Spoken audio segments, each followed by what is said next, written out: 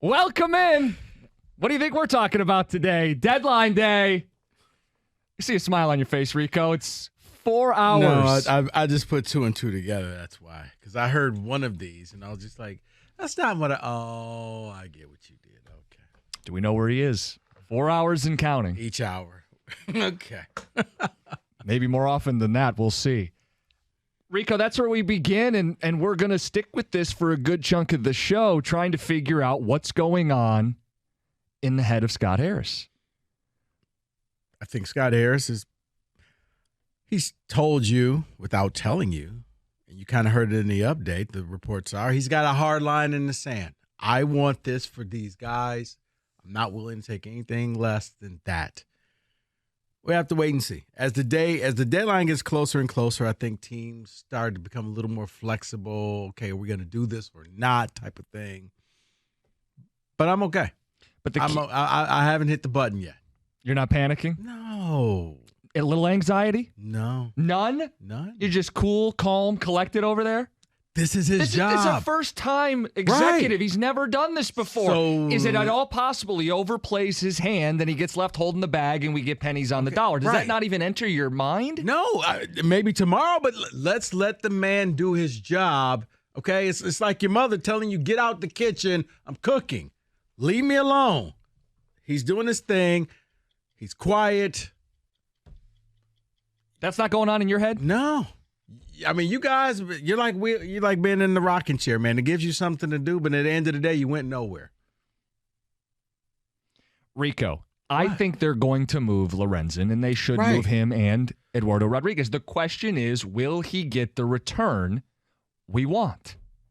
What is it that we want? Well, we can help answer that together collectively. We got phones. We can take them. But to me, I think the asking price, the return required is a top 100 prospect or major league ready player. No, and that sounds fine. But I always laugh because we do this all the time as fans. And I guess that's why you're fans. But what do we want in the NFL draft?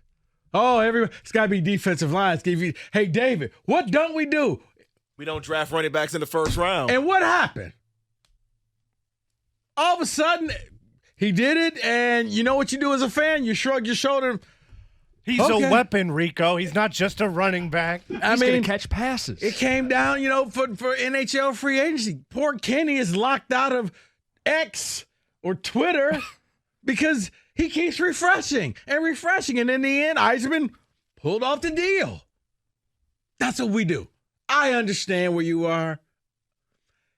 Come 6:01. And Rieger and Wojo are in here annoying us, and they've done nothing. Okay, you were right. But for now, I'm good.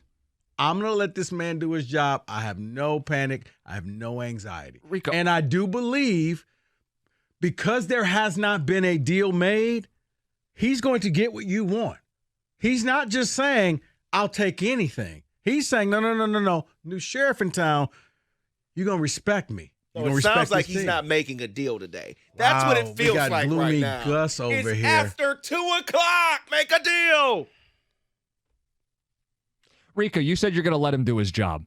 So am I. I don't plan on going downtown and stopping him from making phone calls. Right. I'm going to let him do his job too. Right, but you know I what do you want to turned paint the into? picture. What have I done? You're kid in the back seat. Are we there yet? Are we there yet? Are we there yet?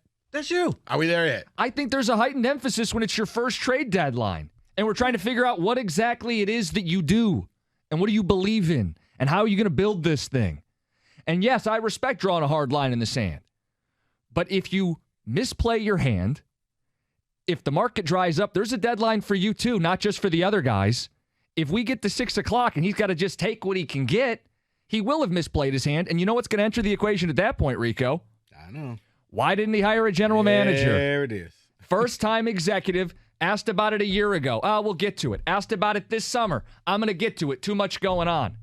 Would it help to have one more smart baseball guy in the room when you navigate your first trade deadline? Again, that's not relevant until the deadline passes and he doesn't deliver. Right. It's not relevant until he fails. Right. It is. It's. I've seen this before where, I remember. It was, what was it? Rich Rodriguez didn't wear headsets. And he was like, I got $1 million coordinators until all of a sudden plays were getting screwed up. And then you don't wear headsets. This is it. Well, why don't you have a GM? I don't need a GM until you screw this up. Until you need a GM. Give him a chance to screw it up. Where are people at today? The anxiety index. We've called it Judgment Day for Scott Harris. I know, Rico, you're hesitant to judge the man on today. I think it's entirely fair to judge him this day on what he does as the general manager and team president, because he's occupying both roles. He's come in here, and this is his first impression, navigating a deadline where he does have leverage, where he has Eduardo Rodriguez. He's one of the 10 best pitchers this season. You look at ERA, the guy's a frontline ace. He's a lefty. Every contender wants him and reportedly are interested in him. So does he maximize the value? If it's the Orioles, who I think are the best trade partner out there with 8 top 100 hitting prospects, I get it. You're not getting Jackson Holiday number 1. But can you pluck off one of these infielders? Can you get these guys who are on the cusp of being in the majors that don't fit into Baltimore's plans? You would hope so. How about the Dodgers? They have 4 top 100 hitting prospects. Reports out today. If they don't get Verlander, they're going to be looking at Eduardo. Can you get one of their top prospects? And I think you will.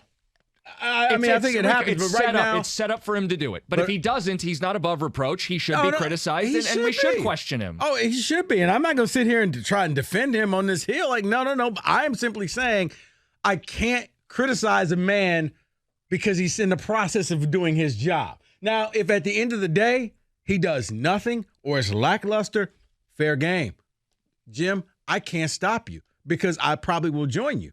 But my anxiety, you know what? Come 5:30, if we've heard nothing, then okay. Now I'm starting to feel like, okay, what are we doing? But right now, I'm assuming he's working the phones because like most GMs, you're hearing the rumblings that the Tigers are in play, but it sounds like Justin Verlander is the linchpin. Yeah. Once we figure out where he's going, then I think you're going to see a whole lot of trades fall into place after that. But teams, I think, would rather have Verlander than Rodriguez. So if I can't get Verlander, we got the Tigers on speed dial, and we'll make that call to them. Here's the reporting. Morosi today, MLB Network, he says the update on Verlander. Astros, Dodgers, Braves, and Orioles are all involved.